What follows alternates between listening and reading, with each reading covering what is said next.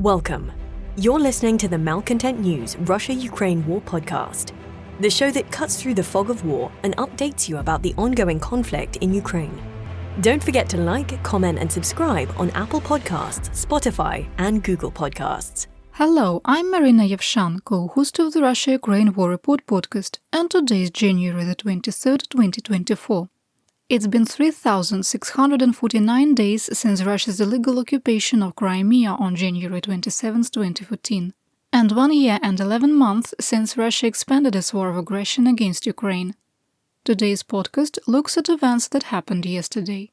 During the podcast, you will find the Russia-Ukraine war map helpful to visualize the areas discussed. There is a link in the podcast description. The Russia-Ukraine war report is compiled by our team from around the world. Today's report includes information from our direct contacts and journalists in Ukraine, the Russian Ministry of Defense and the Ukrainian General Staff of the Armed Forces of Ukraine morning reports, operational commands north, south and east of Ukraine, open source intelligence, our in-house team of analysts and geospatial experts, and pro-Ukrainian and pro-Russian mail bloggers and social media channels with a track record of trying to be accurate. We have one mission, the truth, because the truth matters.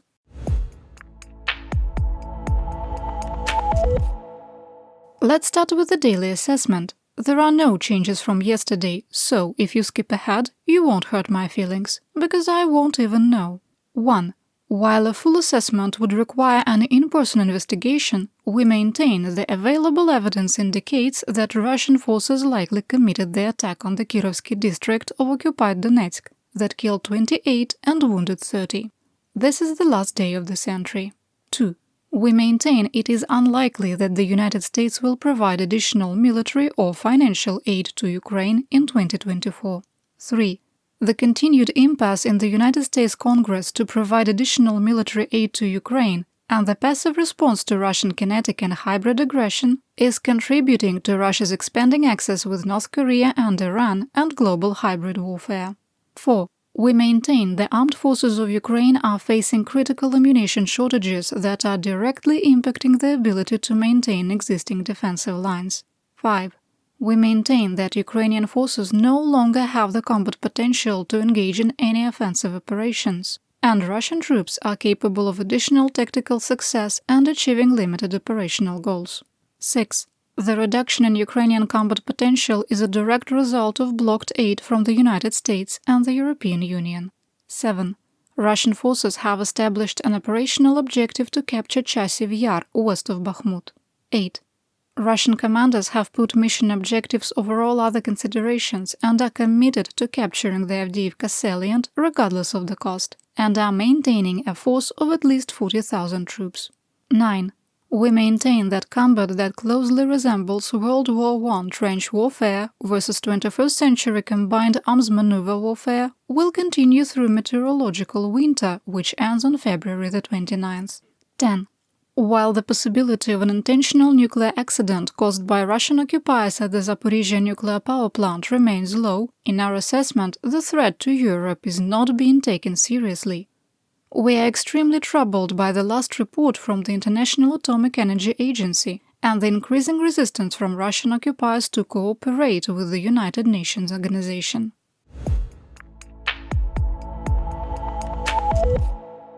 We begin in Kharkiv Oblast, in the Kupiansk area of operation, OIO. Mutual fighting continued north and west of Sinkivka, with no change in the situation. Russian mercenary mail blogger War Gonzo reported fighting continued in the area of Pershotravneva. The city of Kharkiv was attacked twice by Russian missiles over a 3-hour period.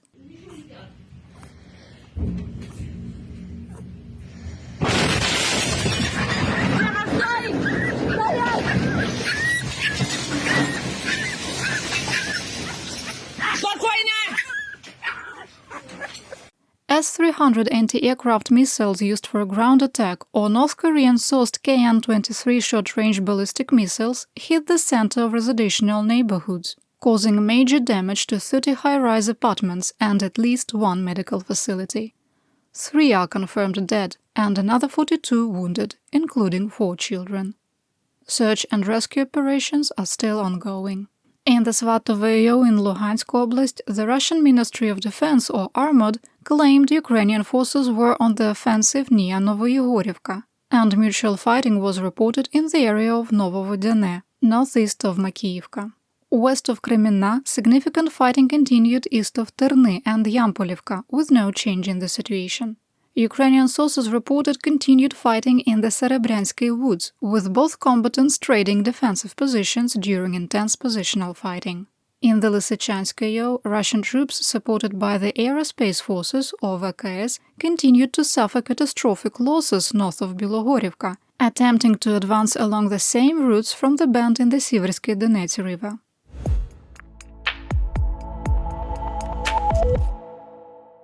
Next, let's talk about the Donbas. In the Siverskoye, Ukrainian source Deep State reported that Russian troops were attempting to advance from Bilogorivka, that's the one in Donetsk Oblast, and Berestove in the direction of Vyimka. In the Bakhmut area, fighting continued on the northern edge of Bogdanivka, where Russian forces have been unable to consolidate past gains. Despite close air support from the VKS, Russian troops remained unable to advance. It was a similar situation near Khromove, where heavy fighting was reported. In the Klishivka area, mutual positional fighting was ongoing northwest of Klishivka and east of Andriivka. The Russian VKS conducted airstrikes on Ukrainian positions along the entire length of the line of the conflict in the AO. In the Torezhk-New York AO, Armod has reported fighting in the Shume area on the northwestern edge of Gorlivka for 3 days in a row, with no other sources supporting the claim. In southwestern Donetsk, the tactical gains made by Russian forces on the southern flank of the Avdiivka AO were likely overstated. After pushing Ukrainian defenses to the breaking point, inexplicably the intensity of Russian attacks dropped dramatically. Fighting along the railroad grade east of Stepove continued, but became positional in nature. It was a similar situation northeast of the Avdiivka coke plant. On the southern flank of Avdiivka, reports that Ukrainian forces were pushed out of the Soviet-era Zenit air defense complex were false, as were earlier reports of Russian troops advancing past the industrial district in southeastern Avdiivka. While there was geolocated visual confirmation that Russian troops had advanced into southern Avdiivka, they were unable to consolidate their gains. Based on new information, we moved the line of conflict and grey area further south. Additionally, new videos showed fighting continued in the area of the Tsarska Okhota resort on Soborna Street, indicating that Russian forces have not gained control of the compound.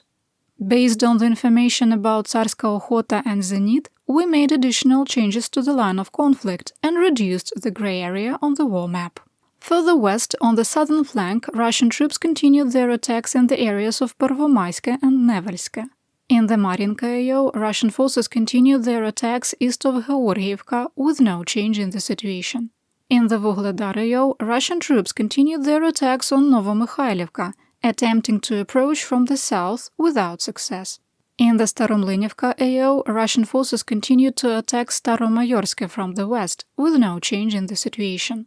Russian mercenary mail blogger War Gonzo claimed that Ukraine launched a surprise counterattack from Urozhaine and was able to secure new positions in Zavitne Bazhanya without evidence. Power, cellular service, water, sewer, hot water and heat were still out for tens of thousands of homes in occupied Donetsk after Ukrainian drones struck electrical substations and infrastructure. Yesterday I reported that a fuel depot may have been hit in the Kirovsky district of Donetsk, based on photos and videos available at that time. Our analysts have since learned the fire was from the electrical substation adjacent to the facility. In occupied Makiyivka, Ukrainian insurgents placed large blue-yellow flags on the terracons in honor of the Day of the Unity of Ukraine.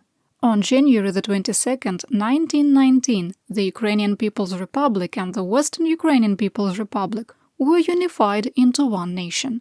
You might be surprised, but Ukrainian statehood roots go way deeper than 1991, and what we are experiencing now is not the first Russian war against the very existence of our nation.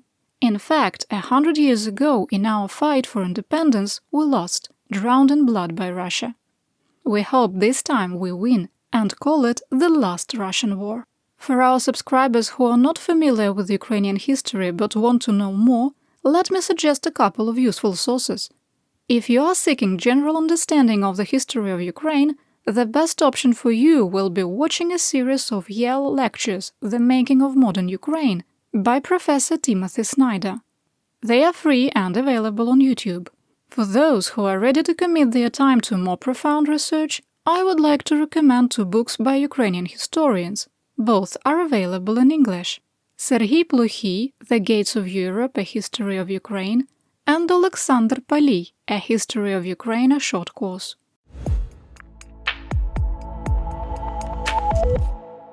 In Zaporizhzhia, fighting was described as skirmishes in the Orikhi. Light fighting continued west of Verbove and west and south of Robotine. In occupied Melitopol, a Russian soldier stopped a new Mercedes-Benz at a checkpoint to review the travel documents of the occupants. The commander of the Chechen Vostok Akhmat battalion, Vakha Khambulatov, was driving the car with other members of his unit. The orders did not have an end date, and when the soldier asked what the date was, Khambulatov replied, quote, "indefinite." The soldier told the Chechens, quote, "a permanent order is considered invalid," with Khambulatov angrily replying, quote, "I don't give a damn what you think. I'm the battalion commander. The regiment commander gave me everything." At that point, the Russian soldier took one step back and chambered a round in his machine gun.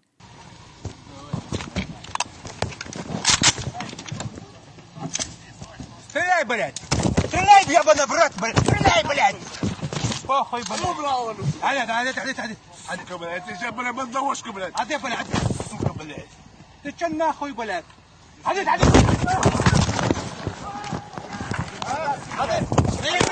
сейчас, блядь! Вы что, охуели, что ли? Khambulatov jumped out of the car with a cocked pistol, and the other occupants got out and drew their guns. The Russian soldier was beaten, with the Chechens driving off. We'll link to the whole incident, which was recorded on a body cam, in our situation report. There is more information in the podcast description.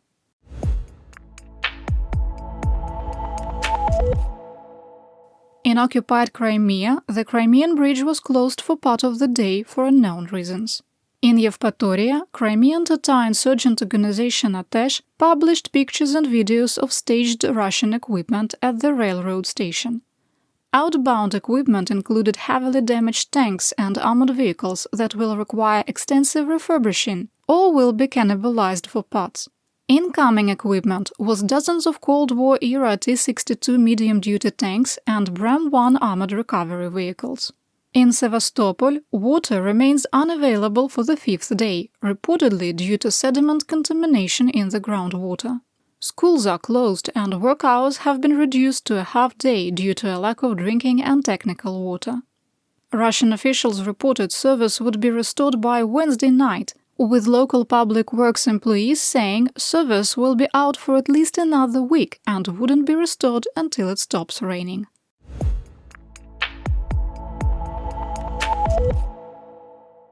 In Kyiv, almost 24 missiles attacked the city on January 22nd and 23rd, with missile debris landing in the Solomyensky, Svyatoshinsky, Pechersky and Darnitsky districts. In Solomyensky district, a Russian missile that was intercepted by air defense broke up at low altitude, striking a residential and commercial area. The warhead did not detonate, but burning debris and fuel caused significant damage to area buildings. Buildings were damaged in Svyatoshinsky and Pechersky districts, and the school grounds of a kindergarten had debris fall in the Darnitsky district. Across Kyiv, 1 person is reportedly brain dead, and 18 people were wounded, with 13 in hospital.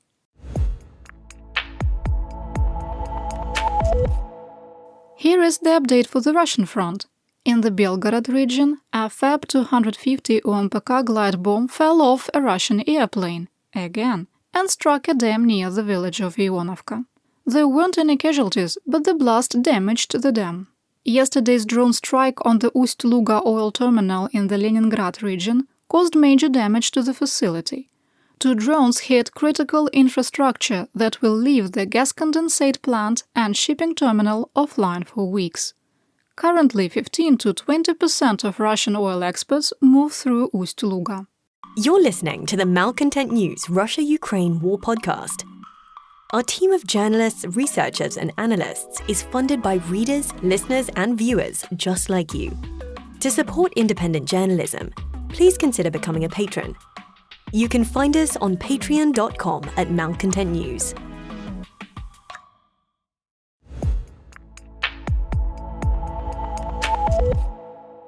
Finally, let's talk about Theaterwide events. It was another extremely busy news day. After a surge of Russian ground attacks that peaked last week at over 120 a day, the number of daily combat clashes has dropped by half, with 63 clashes reported on January the 22nd. On January 22nd and 23rd, Russia attacked Ukraine with 41 missiles, including S-300 or North Korean KN-23 missiles, KH-101 or KH-55-555 subsonic cruise missiles, KH-22 supersonic anti-ship cruise missiles, Iskander-M short-range ballistic missiles, and KH-59 guided air-to-surface missiles. Ukrainian air defenses shot down all of the KH-101 and KH-55-555 missiles, 5 Iskander-M and 1 KH-59. The Air Force noted that not all of the Iskander-M and KH-22 missiles reached their targets. Ukrainian military analyst Alexander Kovalenko reported that so far in January, Russia has used approximately 600 glide bombs, slightly fewer than the previous 2 months. It was unknown if that included the ones that randomly fall off of Russian planes. The war in Ukraine has undermined Russia's faith in conventional weapons and increased the importance of tactical nuclear weapons, according to a report by the International Institute for Strategic Studies. William Alberg believes that Moscow has started to view non-strategic nuclear weapons as a more effective means of deterring and defeating NATO in a future conflict. This is a significant shift in power dynamics.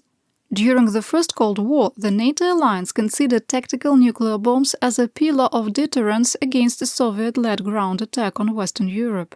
Alberg warned that Russia could cross the metaphorical red line if Moscow believes the West is too politically weak to respond proportionally to a nuclear attack and does not consider the United States arsenal as a serious threat.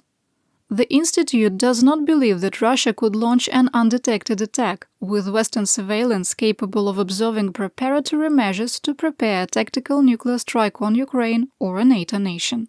Speaking at the United Nations, Russian Foreign Minister Sergei Lavrov said that Moscow has never refused to negotiate to achieve a peaceful solution to end the Russia-Ukraine war.